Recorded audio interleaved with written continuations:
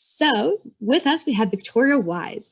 She is the Tanglewood Moms founder. She publishes Madeworthy magazine in Fort Worth, Texas. She raises 4 awesome kiddos with her loving husband and makes time as a board member for nonprofits such as Lone Star Film Festival and Connected Commerce Council. Some of her accomplishments include being an inaugural member of Facebook's SMB Council, which is now called the Leadership Network, being a founding member of TCU's Neely School of Business, Women to the Power of 10. And she's also recognized as one of Fort Worth's 400 most influential people for the past 2 years. She's received the 2019 Great Woman of Texas Award by the Fort Worth Business Press and has received the 2018 Legacy of Women Award by Safe Haven and successfully has sold a previous business from 2014. So Victoria does not lack experience or skill whatsoever. She has some really cool stories that she's going to tell us today. And how we have these interview questions kind of broken up is business and branding, and then lifestyle and leadership. And so diving into that business and branding, Victoria, I would love for you to start off with telling us a little bit about yourself, a little bit about those 8 ventures that you've started, and just giving us kind of an idea of your journey to Tanglewood Moms. Great. Thank you so much for that great intro. I appreciate it. So I guess I started my entrepreneurial journey in 1999.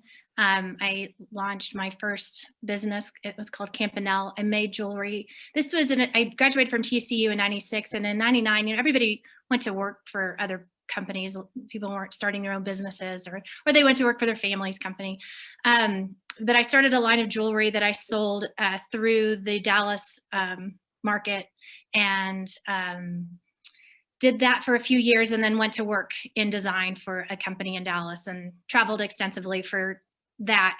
Had my first child and was really itching to start my next business. And so I went into children's wear. I did all of the sourcing and designing, and I had them made both in Turkey and then in Dallas. Actually, there was kind of a hotbed of clothing manufacturing, in the 80s in Dallas. So there were still quite a few sewing shops and whatnot. So I did that, but then soon after, my daughter had a website. That was the first website I had for my business. So that was in 2007.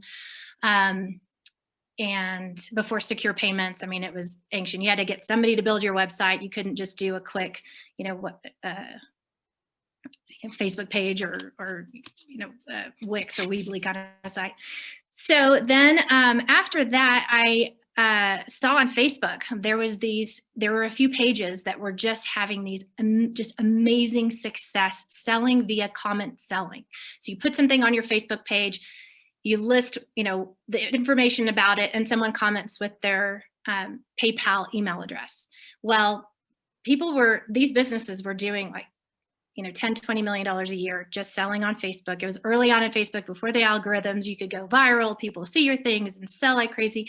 And so I offered the remaining pieces that I had from my collection to a company in Dallas, and they blew through them the first night. It was amazing. So then they asked me, how did you make these clothes? Can you tell us how you did it? And I said, no, but I can make them for you. And so then it kind of launched me into being my own, middleman, I guess, for the manufacturing and the people selling. So I got their designs, I had it made, I gave it to them, and I started doing that for a few different pages.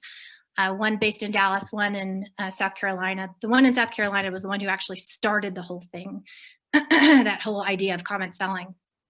So about a year into that was in 2010, 2011, I was at a play date with a friend, and we had kids, and we decided to do this exact same model, but for a different vertical. We went back into what I knew before, which is accessories and jewelry. And so we started September 1st, 2011 with just a few items, put them on our Facebook page, sold out. We started doing that twice a week, every week. By the end of that year, so that from September to December, we had done close to $500,000 in sales just through this comment selling platform. So in a nutshell, and actually I was a member of Tech Fort Worth. I was in the incubator program because we hired a CTO, we developed our own software, we were working with offshore development and local QA, and built systems to run our sales on Facebook. So Facebook, there wasn't an out-of-the-box solution. You couldn't find software that did it. There was one starting when we were starting called Soldsy. It was called something else before, but they named it Soldsy, where you could connect your Facebook page to this selling tool and sell on Facebook. But at the time there wasn't. So we pieced all these different things together and then eventually built our own software. We sold that business in 2014. And we're elected to the Facebook SMB Council because we had been selling on Facebook for 3 years essentially. And Facebook wanted to know, how did you do it? One guy said to me, he's like, you hacked Facebook. He's like, we have a hacker culture and you hacked us. And so essentially help them build their buy and sell tools for everybody to be able to do what we do, which was really cool, being an alpha and beta tester for Facebook. It's now called Leaders Network, and they just had a gather event last week, and we got to hear from the executives like Sheryl Sandberg and whatnot. And then last year I went to an event with Mark Zuckerberg was the speaker too, so it was cool to be in that environment again. But I sold the business in 2014 and then launched 3 businesses the following year. So if you're counting, that's Campanelle, Henry St. James, Design and Sourcing, Jewelry Nut, and then 3 more businesses, which were Wishing Well, another jewelry company that I sought investment for, and then Hark Social, which was a social media marketing company. We ran your Instagram, Facebook, and Twitter accounts, and we had a huge client. It was like the second largest mortgage servicer in the country, and then a regional client, which was a distillery based in South Texas, and then a local client who is the #1 real estate agent in Fort Worth. And I eventually went to work for him, but during that time, we worked with different clients. But what I kept hearing when I went into meetings in 2015 was, well, I can't afford your services. I'm not at that stage, or I don't understand, why would I need someone to run my social media? And this was at the time where Instagram was the big thing that you could just pop on a page and grow really quickly. And so what I decided to do for those small businesses was to have a solution for them to be able to connect with a local audience in Fort Worth. I failed to mention, back in 2011, when we launched Jewelry Nut, we also launched Tanglewood Moms, the Facebook group. And so it had already kind of grown into its own thing. We weren't using it for what we had intended it for, which was a marketing platform. It just was a great place where women could connect on a variety of things. So let's see, I launched the website. That was June 25th, 2015. And it was a business directory listing, very similar to what it is today, except for I bought a $100 template from WordPress and I put the website together myself, popped it on there. And that first month we were doing, we had enough, we had about $2,500 in advertisers from the different, rates that we offered. So it was immediately, it was a success. People joined the website as a sponsor, or I had free business listings for mompreneurs. And then we launched the blog aspect of it so that we could connect, with readers and of course show them and support these advertisers that were wanting to be seen. So let's see, that was 2015. I think, Lee, do you remember, was it that year that I brought in the writers at the end of the year? Okay, I think I was tapped out of blogging ideas after a few months. And I went to work for one of my clients handling all of his marketing. And it was, I'm not a writer, I just see opportunity and thought that was a good idea. But I put a message out on Facebook, who would like to write for Tanglewood Moms. Lee was one of the ones who responded, as well as about 10 others, I think. We met for pizza, and then we decided to have them contribute. And so I would pay them to write blog posts. And some of them are still with us today. Others brought others with them, other writers that they knew from other publications, because we have a handful of writers that are journalists, not just bloggers or, subject matter experts. But that was how the whole thing started in a nutshell. And then I think you'll probably ask me about Madeworthy, but I'll let you. Awesome. Yeah, no, we can hop into Madeworthy in just a second. And I know you gave us a little bit of background on some of the moving pieces in your life that were happening when you created Tanglewood Moms, but could you dive into more of like what life stage were you at? How many kids did you have at the moment? Like what were all the moving pieces when you launched Tanglewood Moms? Yeah, I have 4 kids. They were, let's see, just a few. The youngest were just like 3 years old when I started, or 4 years old when I started Tanglewood Moms.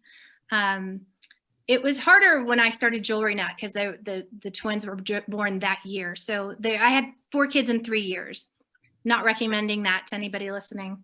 It was really hard to manage and balance all that, but I love it. That's why I have my own businesses, because I can be with them and do this. I remember some calls with some of like Facebook people and, holding a screaming child or trying to change a diaper. It was difficult. So that was my stage of life. Yeah, Tanglewood Moms grew steadily. I did that when I didn't have any other, I should say, I had that social media marketing business. The jewelry business that I had also launched called Wishing Well, it didn't work.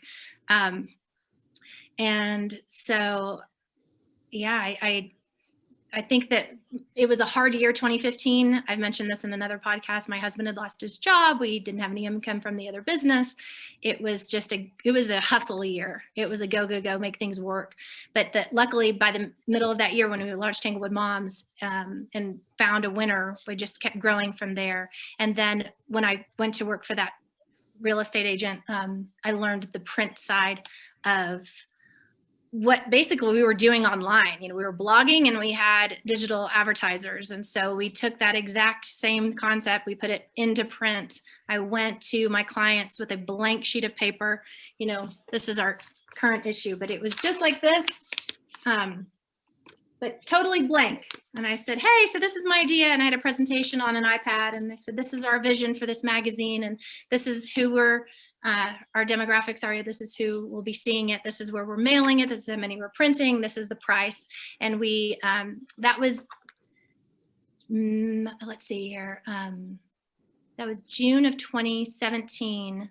And by August, we were already going to press. So I just hustled again. That was a big hustle year as well, going to meet with people to get them on board to support this. And Lee, we get excited when we talk about the issue that's coming up, which is our November-December issue. It's our 20th issue. We publish bi-monthly, every other month. So yeah, 20 is big. We're in business now 5 years. And I think that in and of itself is kind of an accomplishment, since so many businesses go under the first year. So yeah, I launched one more business after last year called Up a Tea, and I did a successful Kickstarter, but Madeworthy ended up needing more help. I couldn't do both. I was just split, and decided that I'm really going to focus on the magazine, and I'm really glad that I did. Awesome. Well, and I know I have us talking about Madeworthy a little bit later, but since you're talking about it now, let's just talk about it now. And I have some branding questions about that in Tanglewood, but can you explain to everybody how Madeworthy came into existence? Let's see. So like I said, I was working for that real estate agent, and I was also watching a magazine that the agency was birthing as well. I saw everybody's rates from the Forward Business Press at 360 West to Fort Texas Magazine. I was like, wow, print advertising is expensive. And I know why. It's expensive to print and mail a magazine. We don't sell our magazine. It comes free to homes, free in the mail. But I thought, oh, this is a way, okay, this is actually my lesson, because I always feel like you learn something with every business, every test, every endeavor, every launch, every product, tweak. You learn something about it. And what I learned, my big takeaway from Jewelry Nut, was that I started a business on someone else's platform. So when they changed the algorithms and our people didn't see our posts, and we had already paid a lot to get our fans there, but now we're having to pay them to see our posts. And so that was, it was tough because we were used to just putting something on there, everybody seeing it and having like a $40,000 night in sales. It was incredible seeing it dwindle. And even though Tanglewood Moms is a WordPress site and we own it, we have the site, getting traffic there is really reliant on social media and our email. And so I thought a way to own this business, really have something tangible, is to have a print magazine, which was crazy, a crazy idea at the time because West Fort Worth Lifestyle magazine went under. Indulge, the Star Telegram's luxury lifestyle magazine, went under. Since then, we've seen Paper City from Dallas come into our market, but for the most part, people aren't launching print magazines. You really have to define who it is that you're connecting with as far as a readership and what advertisers want to, connect with those people as well. Awesome. Well, so when I was researching I've known about Tanglewood Moms since I've moved to the Fort Worth area. And so it's been so cool to watch that grow over time. But when I was doing more research about you and how Tanglewood started, one of the big things that y'all say is that Tanglewood Moms stem from a love of the community and a desire to connect more of us together. So with that in mind, and then, with that paper that you brought forward for Madeworthy of here's, what we have, let's start from scratch. How did you build a brand? Did you have a vision for the brand in mind when you began both, or did it evolve over time for both? Can you give us some insights into that? So much of what we do is just allowing for the space for others to connect with each other and to learn things from each other and from us that we're sharing editorially on our blog. I think that what I learned again from Jewelry Nut, I feel like I learned a lot with that business, was that towards the end, as we were seeing these algorithm changes happening, Facebook groups were really just starting to be something valuable. And I knew I had Tanglewood Moms, the group, right? I asked, I didn't ask, I brought up to my team in Jewelry Nut, I co-owned it with another woman, about moving everything what we had done into a Facebook group instead of having it on our page. And it would have been basically flushing down the toilet, hundreds of thousands of dollars worth of investment into the software that really only works on a page, not a group. It's a different animal. So that was met with a big no. Didn't want to go back to the very early days of staying up till 1, 2, 3 in the morning, invoicing PayPal one by one, right?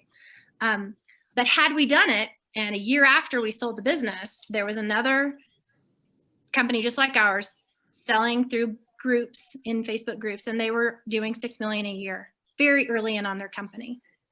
So I have to listen to my gut, and I know, I think what you mentioned in your thing about trend spotting, like you just kind of see what's popular, what's trending online.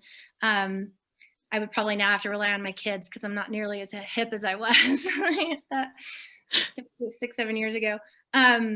So anyway, yeah, I think that I saw the value of Tanglewood Moms, the group, because they were already connecting with each other. They were already using it as a way, and a trusted way to say, oh, who's recommending this? Or did you go to that? And what do you think about it for this age kid? All kinds of questions. So I think that's where I thought the business was valuable, was just growing from what had already been built and what other people had really had done through being great members in this community. And I will say that it's still that way today. What we do is just have this space online where people can connect, and we have rules in place. And if you break the rule, you get kicked out. And we only had to do that, a handful of times, but that's what our members expect, is for this be a safe place. It's like no politics allowed. It's like one little space online where you're not going to hear things that you're getting everywhere else. So yeah. Oh, cool. And then so when you first began the very first publication of Madeworthy, have you seen like the branding of that evolve, from that first one to this 20th one, or has it stayed pretty consistent? So back to your other question, yeah, as far as like a brand with the Tanglewood Moms thing, I think people do have, because of the environment that's in that group, because of the way that we expect our members to conduct themselves, that there is a level of trustworthiness. And we do say we can't, if someone's recommending something in this group that we're not, our leaders, the Tanglewood Moms website, we can't stand by what someone else is recommending. You need to do your own homework and look at other online reviews. But definitely we put the stamp of approval behind our advertisers. And if there's anything that ever comes up, I work with the advertiser to either correct or explain or fix with any group member, and that's happened maybe twice, but I really think that we work with these great companies in Fort Worth. And so there's that level of trust and branding that's there with Tanglewood Moms. And then with Madeworthy, Tanglewood is an area of Fort Worth. It is a neighborhood. It's where I own a home and where I lived for many years, but it is a misnomer in that to join the group, you don't have to be living in Tanglewood and you don't have to be a mom. You just have to be a female living in Fort Worth. So when we started the magazine, we didn't want to put Tanglewood on there and it go to a home in, I don't know, Monticello or wherever, just it needs to be something that's more comprehensive of what we're doing. And so I think we looked at like doing Worthy magazine, and I was looking for URLs that we could, or domain names that we could have, and Madeworthy is what came out of that. And then let's see what else. So as far as the look, Lee and I had a vision with how we wanted to have distinct areas of the magazine. It isn't laid out like a newspaper. It's a little bit like a magazine, and each issue is very similar. We have certain sections that have stayed consistent with. We have a section called Fort Worthies that we highlight people in the community that are doing cool things. We have a recipe page. We have some activities for kids so that it's going to homes with families so they can participate. And then really we're just looking for great stories of people and events and things in Fort Worth that you may not see in other publications. So yeah, we just went through this exercise. We just got our proofs for the next issue. And I went back and was looking at our first issue. We have evolved a little bit design-wise and branding and look-wise, but for the most part, we try to stay kind of simple, kind of a nostalgic, just very clean looking. And we use the uncoated paper so that kids can use pens or pencils or crayons to engage with the magazine further. Oh, I love that. That's a fun aspect. I didn't even know about that. That's awesome. Well, so you hinted at this a little bit earlier, but with the branding and with all of the different contributors that you started with and have transitioned with and are now on the team, how do you keep all of these contributors on brand with Madeworthy and where it's going? Ooh, that might be a Lee question. Go ahead. Our contributors are really very faithful. They're for the most part, they're freelance writers. And so we ask for ideas for each issue. In fact, I need to send that out tonight. And they come back with ideas, and Victoria comes up with ideas, and I come up with ideas. And then but this group, we've got a really, I've always said that good people attract good people, and Victoria attracts good people. Not only are they good writers, but they are good people, and they are willing to write, and they do a really good job. I'm really proud of the group that has been formed and the work that they produce. So Victoria, you know, good people draw good people, and it's down to Victoria. She's our leader. I think that people, they all have their different writing styles. Julie Rhodes is a performer, singer, actress, and writer. And when you read, you can hear, she'll make you laugh. You know, she just has this wonderful gift. Whereas another writer, it's more, you know, from an emotional place, and it's like sincere. And whereas someone else may be more technical, and you know, they're writing in this style that probably is could be applicable to other publications as well. You know, you're not necessarily hearing their voice in it. So I like having that variety within the magazine, and it also helps us with the stories that we're telling. If there is a subject matter that's really suited for this type of writer, we're going to make sure they're going to get it. And then my husband fills in where he's a writer as well, but we just kind of give him what's left over. I shouldn't say that. He picks some good stories too, but sometimes it's like, oh, who are we going to give this to? He and I do the cleanup work. If we can't, if it's something that we really want covered, but we don't know, you know, who to give it to, or someone's not available at that point or whatever, either Billy Bob or I will, we're the punters. So but we try to make sure that everyone's voice is, you know, when I'm doing editing, I really want everyone's voice to be unique. I don't want it to be just my voice from editing. I want to keep, as she says, Julie she's wonderful, she's funny, she's smart. We've got one who writes completely from the heart, another who writes completely from the head. And fortunately, we are fortunate enough to know our writers well enough to say, hey, this is the type that this one should write. This is the article that this one should write.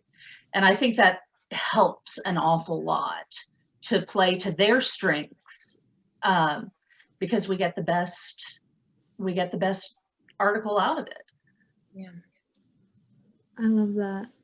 Oh, wonderful. Well, I know there were so many little points that I want to stream off of for that, but before we dive into, I really want to talk about Victoria's leadership and all of that. But before we do that, I have just one or two more questions about Tanglewood and the business and the branding side of this. And you mentioned it earlier about the advertisers that you work with. So as Tanglewood Moms has evolved and you're working with these advertisers and marketers, I'm sure there were hundreds, thousands that wanted to work with you. What was your process of finding out the ones, you know, that you should work with or that you shouldn't work with? And you said that you've only had 2 incidents of not being able to work with people, but what was your process of that? Oh, well, let's see. So when I started, it was a digital place where we had a blog and a business directory listing where you could be a monthly sponsor. And I think we probably had about 20 advertisers to begin when we first started. And then we just kept growing from there. I wouldn't say it was as just a windfall. Like, I think it was definitely making sure that people saw what we were doing. And I mentioned that I was doing that digital marketing business. I did it with a friend, partner. I used the Tanglewood Moms channels as an example of what I could do if I took over your social media. So I grew the Madeworthy Instagram to 10,000 as quickly as possible. You know, I had an email newsletter. We have about 10,000 recipients of that as well. We have like 16,000 on Instagram now, but 10,000 email subscribers. And then, you know, showing people our Google Analytics to show that we're driving traffic to the website. So it was a way for Tanglewood Moms was an example of what I could do if I was handling your social media. So I keep losing my train of thought. So as far as the advertisers, sometimes, and there was one big client that I remember getting a press release for, and I was like, great, we'll be there. And this is an editorial thing. I wasn't even an advertiser, but I knew one day I would love for them to advertise with us. Replied back, yes, I'll be there for this, press preview. And they replied, oh, no, sorry, this is just for print. This isn't for digital. This isn't for website, blogs. And I was like, oh, that stinks. Last year, they became a client and advertise with us regularly. So yeah, I think that sometimes you just have to, down the road, you're going to meet up, right? But we've worked with, I think people just have seen, companies, small and large, have seen what we do and want to be a part of it.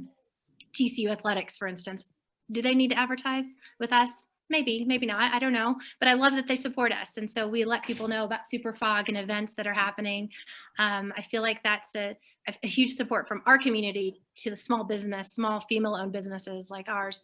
And then, Amon Carter Museum. I think anybody that's looking for a way to connect with a family audience for Stock Show and Rodeo, they've been an advertiser with us since we launched the magazine. I know that they're not having their event next year, and it's sad. And so my business mind's like, okay, who's going to make up for that first quarter?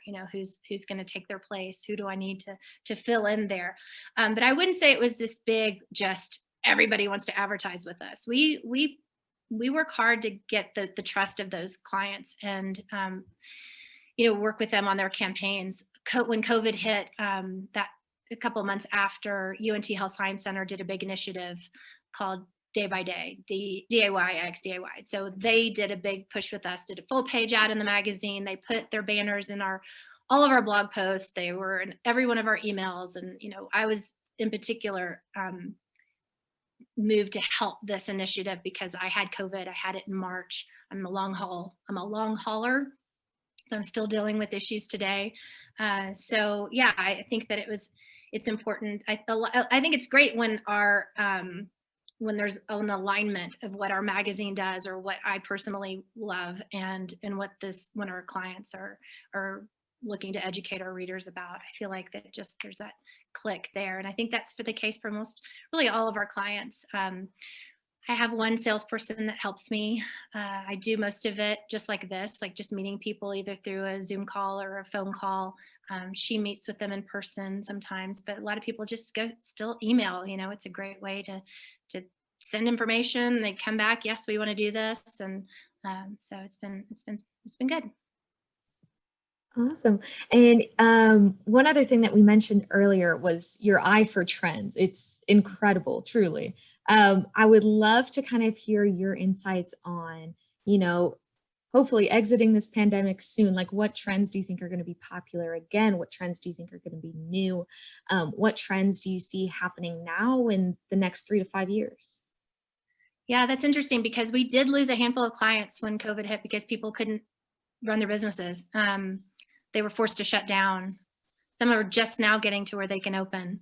Some never came back to us. They're still kind of rebuilding. The ones that initially shut down with us were health service providers, like optometrists and dentists or whatever. They couldn't hang on. They paused in advertising or they quit advertising. So I would say, like, trend wise, and I said this on my personal Facebook kind of right as that was happening. I've been working remotely for 2 years. I've been able to run my business from anywhere for 2 years. Last summer, we went on a 6-week road trip and I ran it from my phone. All the apps, I can do every single thing from my phone. So I think it's really important for businesses to have a way to do most of what they do online. I know it's important to have connection with people. There's some aspect that will always have that, but I feel like if you're not converting your business somehow digitally, then it's going to be really difficult. Awesome. And we're almost about time to hop into community Q&A. So I have 2 questions for Victoria, kind of about her life and her leadership. And when I ask these questions, feel free to start putting your own questions in the chat room, or when I open it up for Q&A, you can just, raise your hand, unmute yourself, let me know. But we have 2 more questions that I'm very excited to ask. And we've hinted at a little bit, but Victoria, you've been so successful throughout your career, and it's easy to tell, you say it so sternly that every time, you failed or something had to go in a different direction, you took it as a learning moment. So obviously that is an incredible leadership trait, but what other traits do you have that you think have been most beneficial to your success?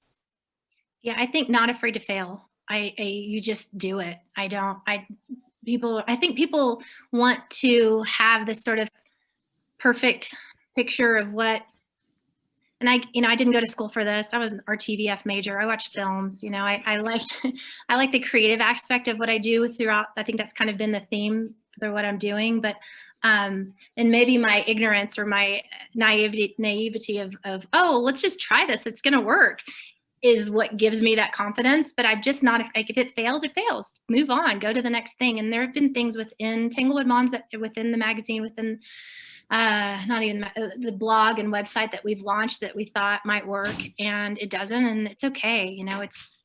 There's enough. I feel like that does work, that keeps me going.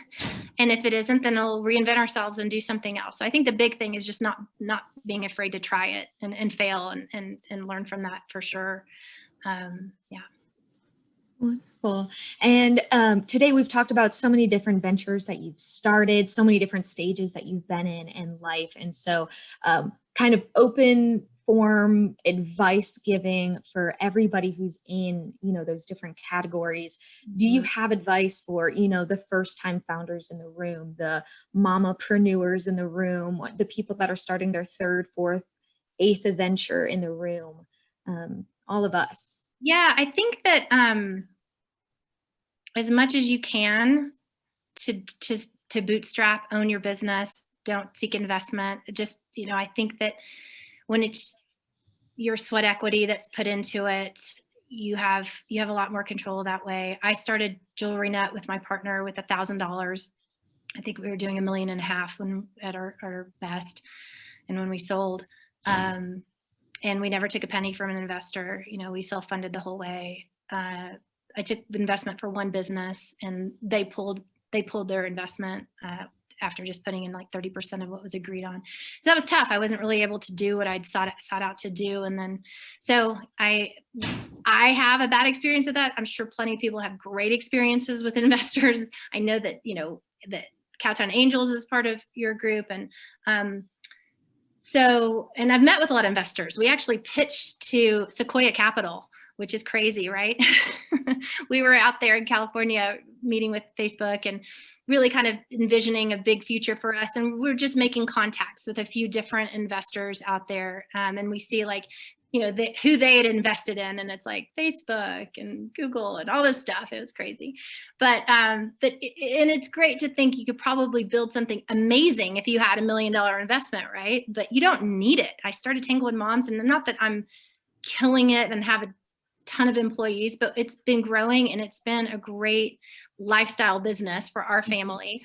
If I turned 46 this year. If I were 35, I would replicate what I'm doing in other markets, or franchise it or something, and continue to grow from there. But I really kind of just see my future doing this, and it's been great. My husband works for me. So we run this business together. I think that for people who are just starting out, just to make a viable business on your own before you take on an investor or investment. Oh, wonderful. Well, thank you so much, Victoria. I have so many more questions I could ask, but I do want to give this time to some of our community members. Go ahead. If anybody has any questions for Victoria, we can begin that. So let me know just by unmuting yourself, or raise your hand, or put a question in the chat box. If it goes silent, I'm going to ask one of my one of my questions, but this time is for y'all. What questions do you have for Victoria?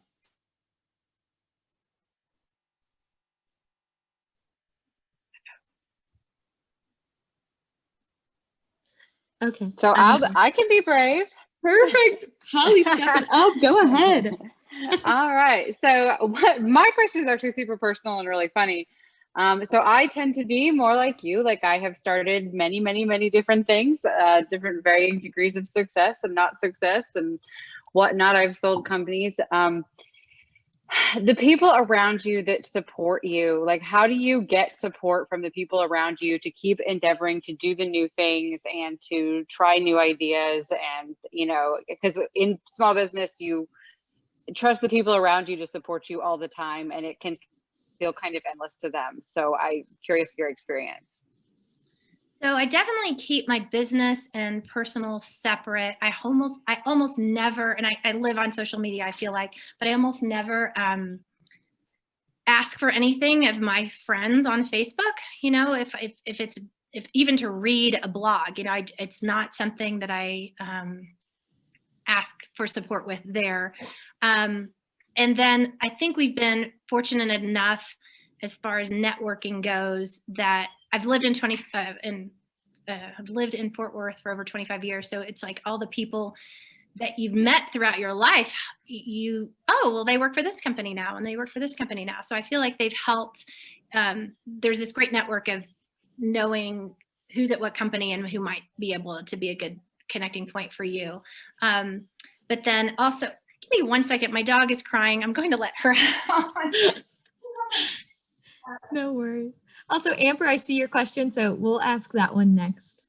And then I have one that branches off that as well. Sorry so we can. So as far as like help, you know, asking for or support, you know, personally, I feel like my networks have stemmed a lot around the businesses that I've owned or maybe people I've worked for, but also, and then organizations that I'm a part of.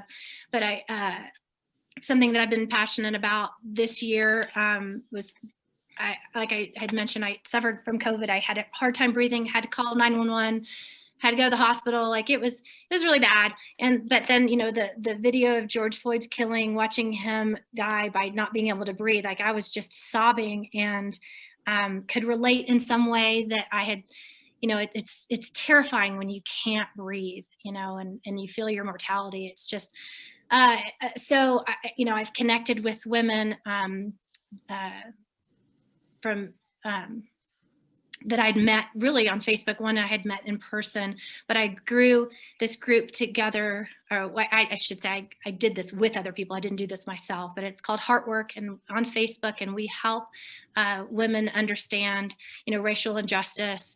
And so I feel like I get a lot of support from things that I'm interested in through connections that I've made online that we kind of bring into smaller groups, even if that's just a messenger thread or a new Facebook group that started. I feel like I get a lot of support from people that way. Awesome. And we had a question from Amber in the chat room, and she said, do you have any long-term goals for Madeworthy, and how do you create an action plan to that end of it?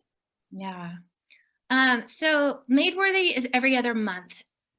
And so it was always a goal to go monthly because then that would instantly double our revenue. We are getting to the point where every issue is sold out a couple months in advance. And so I could probably pull the trigger now and push our way into going monthly.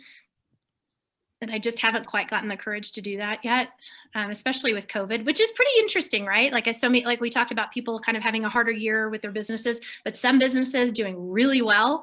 I had lunch with a client on Friday, and she said that her mom is a child psychiatrist, and she can't take any more patients. She's just so busy because that's a need this year, right?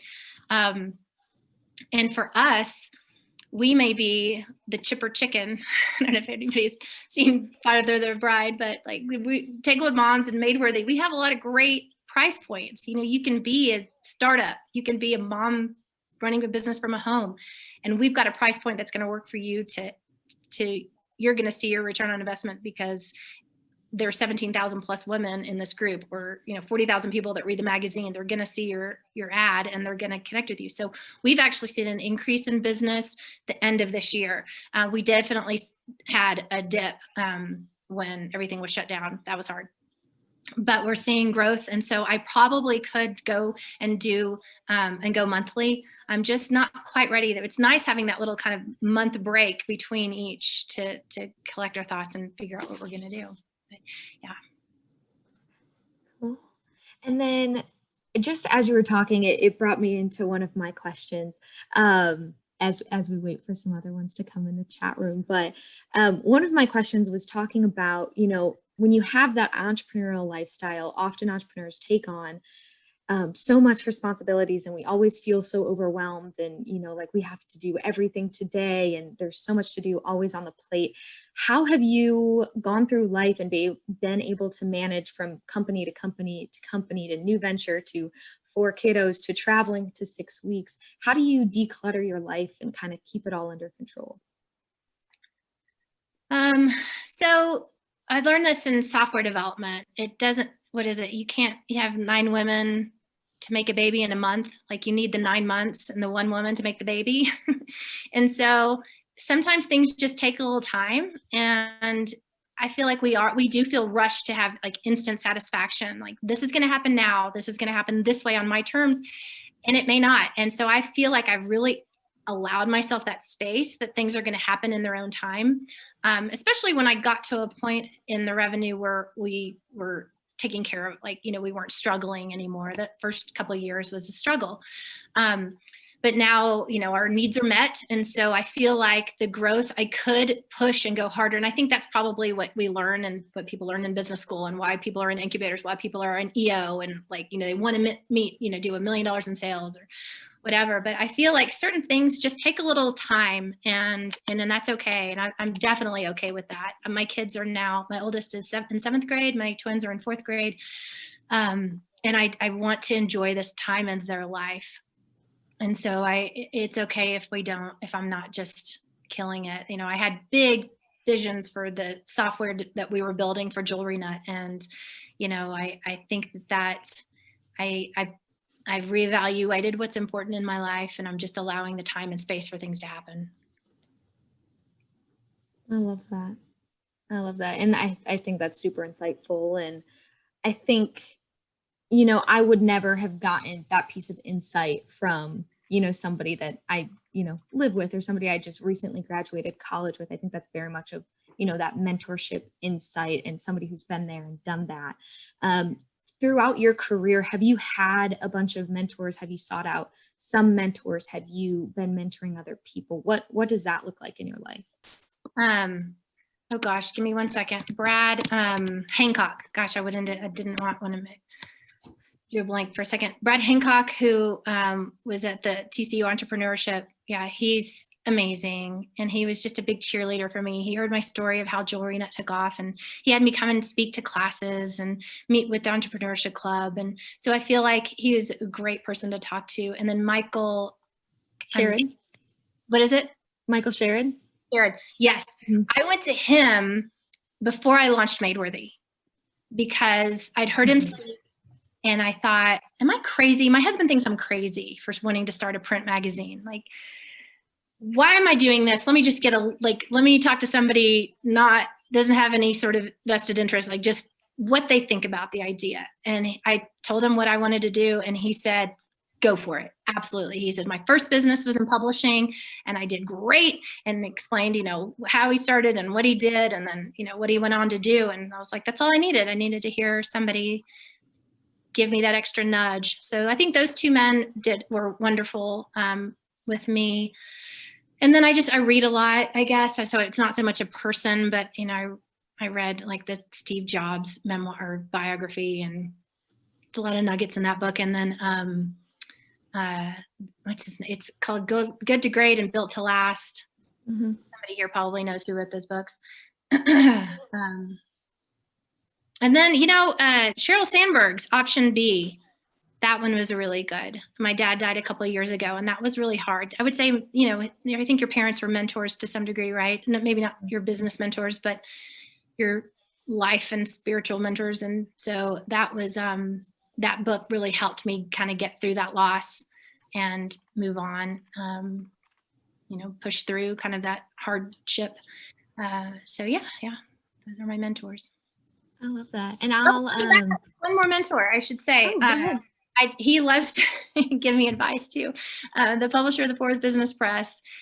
He's been doing it for over 50 years, and he's done a lot of stuff. And so we connect, and I give him tidbits too. So like, it's a great relationship to have somebody like that who's done all kinds of things, be able to steer you in the right direction sometime.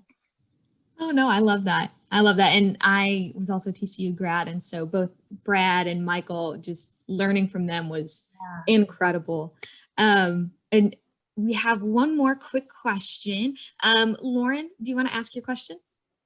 Yeah. So do your clients get more qualified leads from posts in your Facebook group or from business listings on your site? I was also going to say maybe the print mag, but that's a little bit more recent. So yeah, that, and well, it's a two-part question. And I was wondering your thoughts on if you think Facebook groups are kind of a trend, or if you still think it's a viable option for growing a community in a business. Yeah. Okay. So the first part of your question, with the leads. So our monthly advertisers, they get about five or six different benefits, right? So business listing on our website, which helps with SEO. I had the new IT guy at one of our companies or sponsors email me, say, what is this? Why are we doing this? And I said, well, just Google search your name in Fort Worth, your business name. Tanglewood Mom's listing is on like the first few search results. That's just natural SEO, right? So that's why you do that. So the business listing on the website, they get a shout out on our Facebook page and shared to our groups announcing them as a sponsor, an email, a banner, and our newsletter. We send out two per week. The banner is in there once a month. And then finally, or two more things, it's just they get the ability to self-promote in Tanglewood Moms. It's a rule that you can't self-promote. You cannot self-promote. So it's not just this never-ending stream of people trying to sell you this, that, and the other. It's a great place where people are, there's Q&A, but our sponsors get that benefit of saying, hey, we're running a special, we're having open house, we're, whatever, booking clients today, that kind of thing. So they get that benefit. That's where you're getting those amazing qualified leads, is that you, as a business owner, are getting to connect with these women one-on-one, or not, you know what I mean, like directly in this group, and make relationships through that digitally. So I think that's a big one. And then we become your advocate as well. So if someone's saying, hey, I'm looking for a new AC unit, and so I'll type in, Mechanical Air Solutions and Ideal Partners are our client, or our sponsors. And again, it kind of gives it that stamp of approval.